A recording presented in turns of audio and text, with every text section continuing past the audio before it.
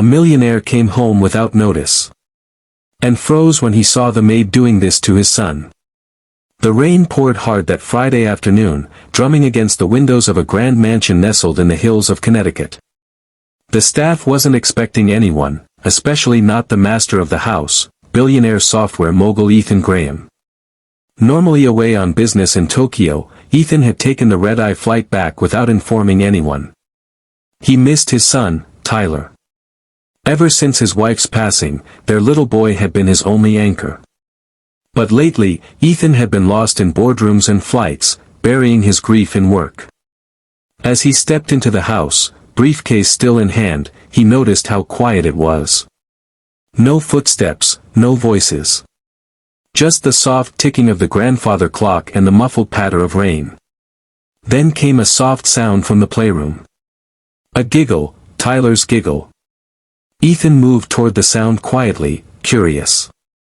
What he saw when he pushed open the door made him freeze in place. There, in the middle of the colorful playroom, sat Maria, the maid he barely spoke to beyond polite instructions, cross-legged on the floor. Tyler was curled in her lap, and she was gently combing through his hair, singing softly in Spanish, a lullaby Ethan didn't recognize but felt like it had been sung for centuries. Tyler's eyes were closed, face calm, a faint smile playing on his lips. Ethan stood silently, watching. The warmth in Maria's voice. The way her hand moved with a mother's care. It wasn't just routine care, it was love. And that pierced something in Ethan he didn't know was still tender. He took a step back without making a sound and went upstairs to his room, heart heavy and confused. He sat on the edge of the bed, wet coat still clinging to his shoulders. A billionaire surrounded by luxury, yet his child found comfort in the arms of a woman who earned less in a month than he did in an hour. Why? That night, Ethan didn't sleep.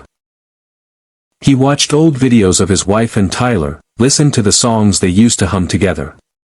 Guilt wrapped around him like a chain.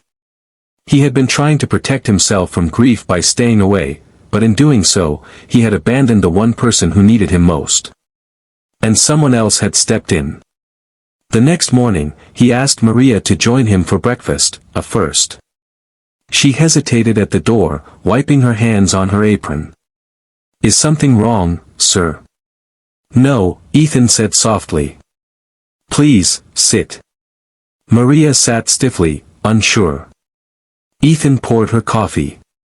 "Another first. I saw you with Tyler yesterday," he began. "You were singing to him." Maria blushed, eyes cast down. "He has nightmares. I sing to calm him." "Why?" Ethan asked. Not accusing, genuinely confused. "Why do you care so much?" Maria looked up. "Because I know what it's like to grow up feeling alone. I raised my 2 boys while cleaning houses. I couldn't be with them as much as I wanted. I see that pain in Tyler's eyes. The kind of pain that doesn't speak, but you feel. I couldn't ignore it." There was a long silence between them, thick with unsaid things. Then Ethan leaned forward. "You've done more for my son than I have in months." Tears welled in Maria's eyes, but she quickly wiped them away. "He just needs his father, Mr. Graham. That's all." That simple truth hit Ethan harder than any business failure ever had. From that day on, things began to change. Ethan started coming home early.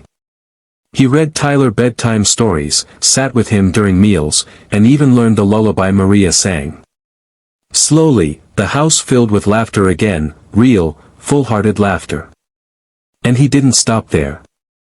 Weeks later, Ethan surprised Maria with something she never expected, a full scholarship for her 2 sons, and a permanent position in his household not as a maid, but as Tyler's official caretaker and educational advisor. Her salary was tripled, and she was given a suite in the house. But why? She asked, tears flowing freely now. "Because you taught me how to be a father again," Ethan replied. "You reminded me what love looks like when it's quiet and selfless.